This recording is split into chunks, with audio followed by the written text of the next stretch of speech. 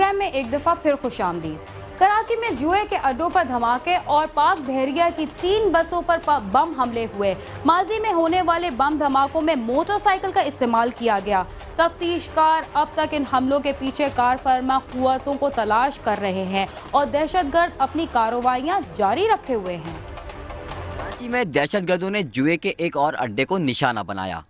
लियारी के इलाके चाकीवाड़ा में झटपट मार्केट के करीब जुए के अड्डे पर इस दफा दस्ती बम फेंककर धमाका किया गया, जिसके नतीजे में 3 हलाकतें और 20 के करीब अफराद जख्मी हुए।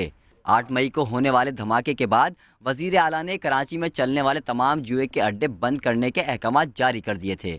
DIG साउथ इकबाल महमूद के मुताबिक वाक़े की तहकीकात की जा रही है। धमाके में जख्मी होने वाले अफराद को जब सिविल अस्पताल मुंतकिल किया गया तो जख्मी और अस्पताल के अमले में तल्ख कलामी के बाद झड़प हो गई, जिसके बाद मुश्तइल अफराद ने अस्पताल में तोड़फोड़ की थी। इससे कबल 21 अप्रैल को भी घास मंडी के इलाके में एक जुए के अड्डे में धमाका किया गया था। अगर यहाँ का मंजर देखें तो दीवार पर लिखा हुआ ये जुमला गालिबन सब जुआरी को खबरदार करने के लिए लिखा गया था। अपने दाव का खुद ख्याल रखें, लेकिन दहशतगर्दों ने ऐसा दाव लगाया कि 16 अफराद अपनी जान से हाथ धो बैठे और मुतादिद जख्मी हो गए। लियारी में जुए के अड्डे पर होने वाला ये दूसरा धमाका था, जबकि चंद रोज़ कबल पुलिस ने एक शिद्दत पसंद तंजीम के एक रुकन को गिरफ्तार करके ये दावा किया था कि घास मंडी में होने वाले धमाके का ये अहम मुलजिम है, जो पुलिस के मुताबिक धमाके में मुलविस था। रवां साल शहर में प्लांटेड धमाके पाक बहरिया की बसों पर भी किए गए।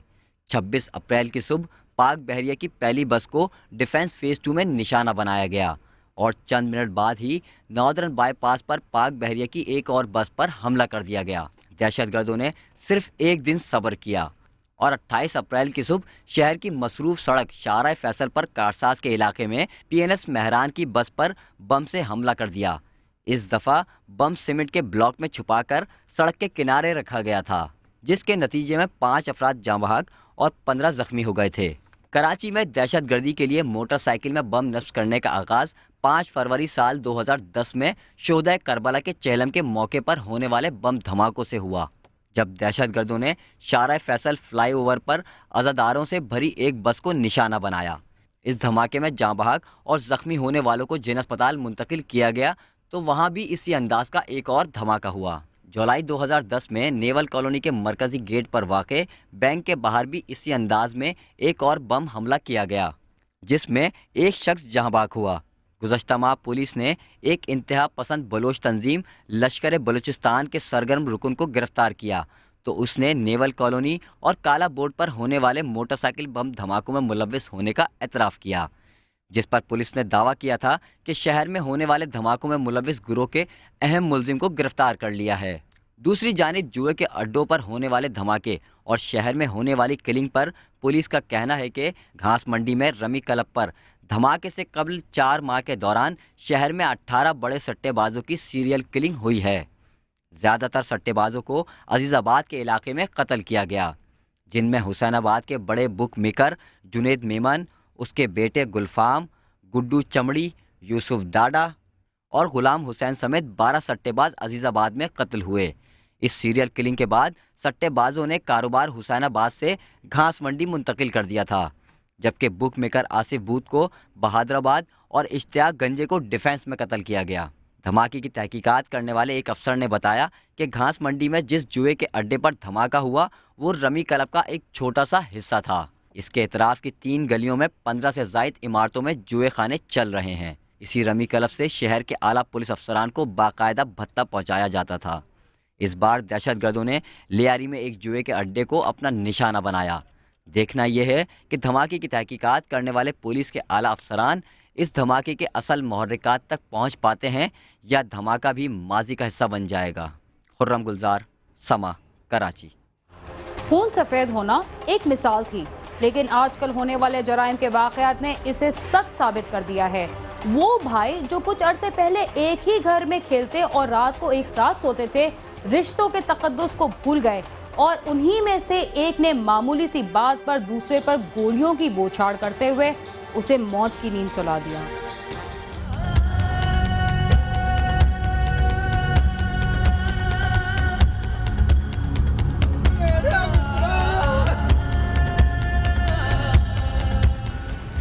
के नारवाल रोड पर वाक़ गांव नंगल ईसा के रहायशी सफदर के 2 बेटे थे जो मामूली तनाज़े पर आपस में झगड़ते रहते थे। उनके बाप ने कई दफा उनकी सुलह भी करवाई मगर उनके रवैये में कोई तब्दीली न आई। चंद रोज कबल भी इन दोनों भाइयों के दरमियान कबूतर पालने पर लड़ाई हुई, जिसके बाद बड़ा भाई मजहर अपनी पिस्तौल निकाल लाया और उसने देखते ही देखते पिस्टल में मौजूद 6 की 6 गोलियां अपने छोटे भाई वारिस के सीने में पेवस्त करके उसे खून में नहला दिया, जिससे वारिस मौका पर ही हलाक हो गया।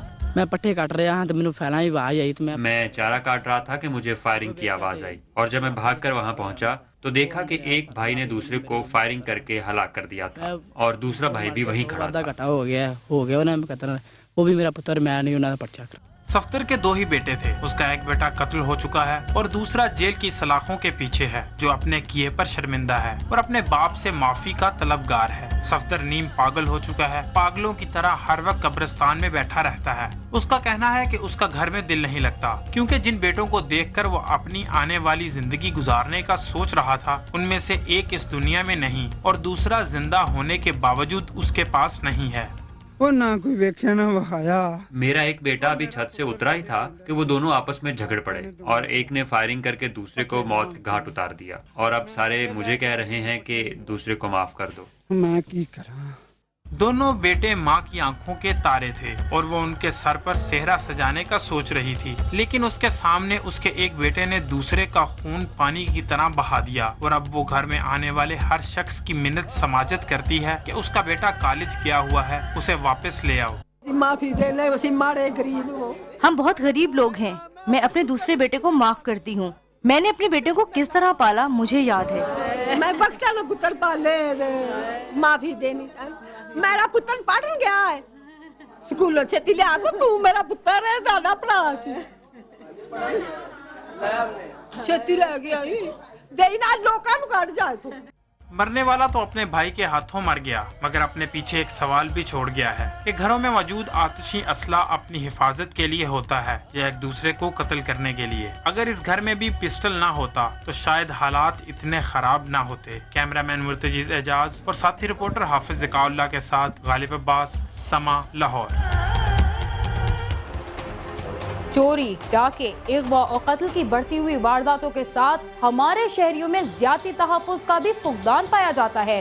बड़े बड़े शहर सरे शाम वीरान नजर आते हैं और लोग एक दूसरे से खौफ महसूस करने लगे हैं।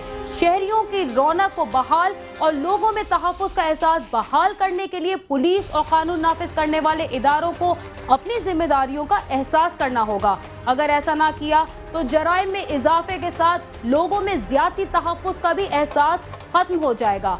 अपना और अपने अजीजों का ख्याल रखते हुए हमें ये भी बताइए कि हमारा प्रोग्राम आपको कैसा लगा। आप हमसे cs@sama.tv पर राब्ता कर सकते हैं और फेसबुक पर भी ज्वाइन कर सकते हैं। इसके साथ ही बीना खान को इजाजत दीजिए और देखते रहिए समा।